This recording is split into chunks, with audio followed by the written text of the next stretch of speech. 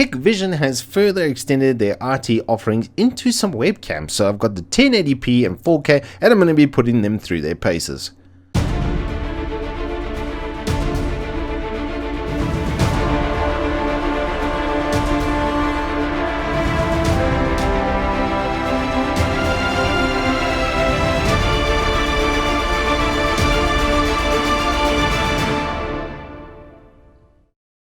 Good afternoon, welcome back to Turbo Tortoise Tech. My name is Webcam, and in this review, as mentioned, I'm having a look at Hikvision's web cameras. Now, Hikvision's been making CCTV equipment for a considerable amount of time and has been a major supplier in that. And then they moved into storage to fit with their DVR systems, and then now USB webcams. It seems like quite a natural progression for them. So what I'm going to do to test them is go and set them up on my main PC with OBS and then record with their camera and their microphone, so you can get the experience for each product. I'll then mark which one I'm using and talk about it and my experience of using it and setting up color and exposure settings and that sort of stuff. So without further ado, alrighty, so starting off with the 1080p cam, I have it set up with basically no custom functions. I've just set it to 1080p and then highest frame rate that it can support, which is 30 frames, and I am using the built-in microphone on the webcam. Initial thoughts on the webcam: the stand is really good. They did a super good job on the stand. It was much easier to set up than a lot of the webcams I've used previously. The cable is also quite nice and long. It's quite a long distance from where it sits to my PC, which is sitting on the side here.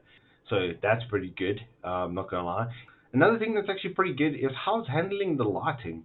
Usually when you have like a light source like this window coming from behind the image, it really messes with the exposure and stuff, and I still look pretty good. My movement is still pretty fluid. It is 30 frames, it is quite noticeably 30 frames, but the quality that it's giving without any lighting is better than I was expecting. But now I do have one of my studio lights in here. I'm gonna set that up quickly and get myself lit up and then play with the exposure and the settings in the camera if I actually have to. Alrighty, so this is now with a couple of watts of lighting added. This is only 20 watts worth of lighting. I haven't put it on the full 70 nearly watts worth of LED pumping setup. Well, actually it's about 50 watts worth of LED, which is quite a lot actually. But if you look at the picture, it's pretty clear. The camera doesn't have like random focus pulls, which is pretty good, and the lighting is honestly giving me quite good depth. The one thing I think I will try and fiddle with quickly is the exposure and the gain. Let's see what we can do here. So white balance, wow, you can. A few minutes later. Okay, so we're back. I broke OBS just a little bit, but I fixed it again.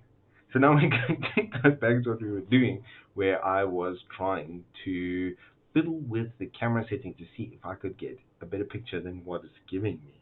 It's already pretty good, I have to say. Lighting from the front really helped with the lighting in the back. I really like its focus as well, because I'm clearly quite focused, but stuff in the background is also actually quite in picture, which is pretty good. Which is pretty good, I have to say. It's pretty good. But let's see if we can make it even better.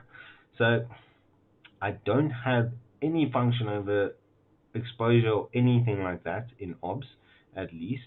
White balance is automatic, is fine. There's actually not much you can do here. You can change the brightness by the looks of things, so you can make it like stupid bright, like high. But it actually does a really good job of managing it. I would actually dim it down just a touch, just to there. Like, ew, that looks really good. That looks nice and natural. Okay, so the brightness goes well. Contrast, how's our contrast? Contrast is extremely good as well. It's got a really good contrast setting. How's our saturation? How pink can I get? Oh, very pink and very gray.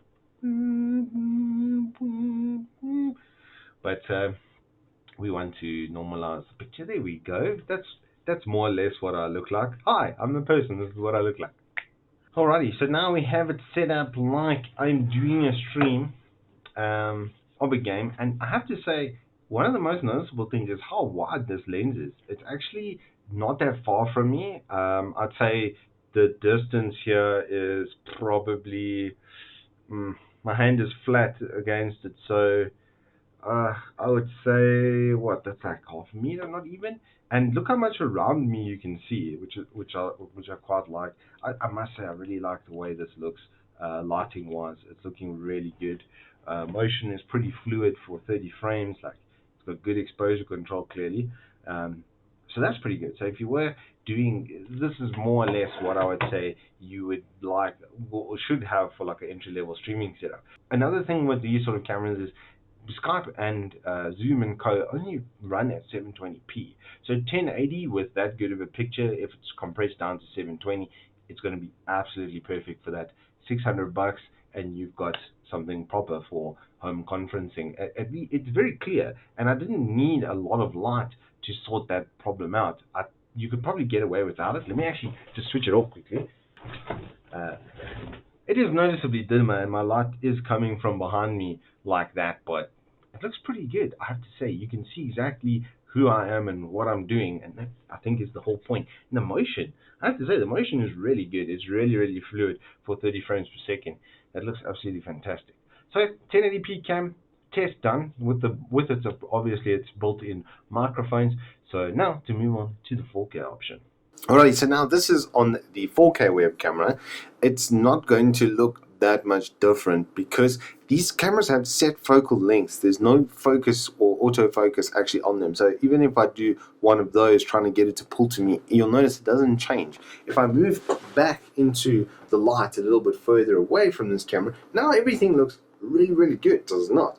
And I think that's because the 4K actually has been set up a bit more for conferencing, and that's a sort of setup. Both of these cameras have the exact same stand, and they have threads in them to be able to mount them onto a tripod. So I think that's more where the 4K is leaning, is not this ultra close range like this. Because like, as I say, the focal length is sort of set back to about this sort of distance, and then everything looks really good, really, really sharp. The 4K is definitely noticeable. Like if you look at my hair, you can see a lot more detailing and stuff in that, or even like stuff on my shirt. Like look at that in the light there, it looks really, really good. So now I'm going to turn on the light and see if it actually changes anything on the close range.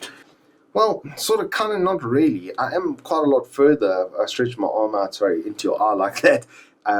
It's a little bit further away, but as soon as you get to like a meter from this thing, it looks really, really good, I have to say. Like if I take the speaker and I show that in front of you, I can almost do reviews with this. This is very, very good as far as that detailing goes. But like I say, once you get close, then you'll notice that it doesn't focus pull, it doesn't change its focus. So this is actually much, much, much higher quality for video conferencing or something like that, and for further distance away from me. I would suspect, even if I walk to the back of my room, it would probably still look pretty good over here. Sorry, I'm a bit tall. But from this distance, I mean, this is 2 meters now away from there. If I extend my leg, you can see how far. I mean, I got these long legs, so it's a good measurement. So I won't put 2 meters with the leg. So from a long distance, it's working pretty well. Mark seems to be picking up pretty well as well. We'll have to see what the quality is like. But on the initial face of things, that's not bad. It's perhaps not a bad thing. It could be seen as a feature, actually, because it could be used in a different environment. Now, one thing that I am a little bit curious about is brightness. Okay, so it's got similar reactive settings to the 1080p brother of itself. Very, very similar as far as that goes. It looks like they're using quite similar sensors, just different lenses. And then output. Let's see if I break it with white balance again. This one turns green, which is quite interesting. But also, it works so well, I have to say.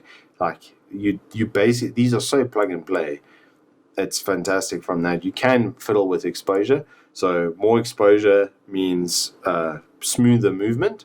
Less exposure, as you can see, makes it quite horrible. But once again, the auto function is so good. The movement, everything looks so good and smooth and clean, I have to say. This one's not as great for close range. It's quite noticeable on the large picture that I'm not really in focus, but stuff behind me is. So this 4K for conferencing and that sort of stuff, and maybe let me actually try switching it onto my other monitor and see if that's far enough away from me.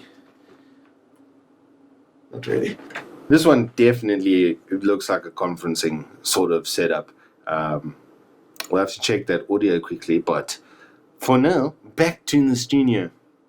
And we're back.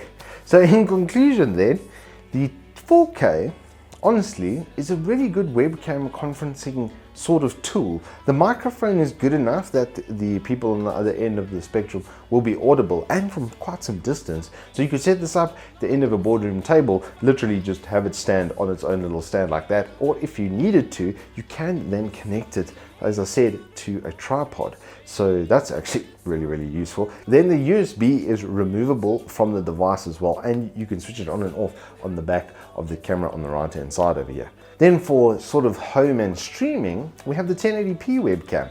Now the microphone on this is not fantastic, to be honest, but if you're going to be using it for streaming or something to that effect, you can use your headset mic or a USB type powered mic.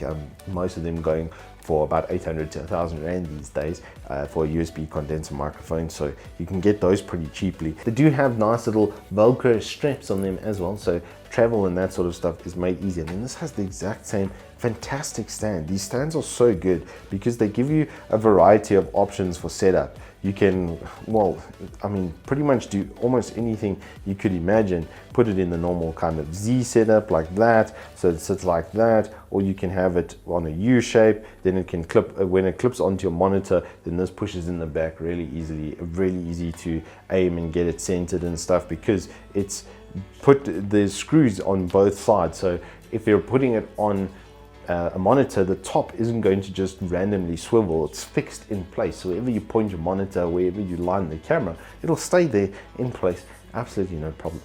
So all in all, for streaming, get the 1080p. It's only 600 bucks. It's 1080p 30, really good exposure control, like easy brightness control as well, so you can get a really nice natural looking setup with very little lighting, to be honest. And then for your sort of conferencing setups and areas, then I would highly actually suggest the 4K. You wouldn't even need to get another microphone with this. Everything will be dealt with for 1,600 bucks. Anyway, thank you all so much for watching this review. Do hope you've enjoyed it. If you have, do hit us up with a like and subscribe, and then I will see you on the flip side.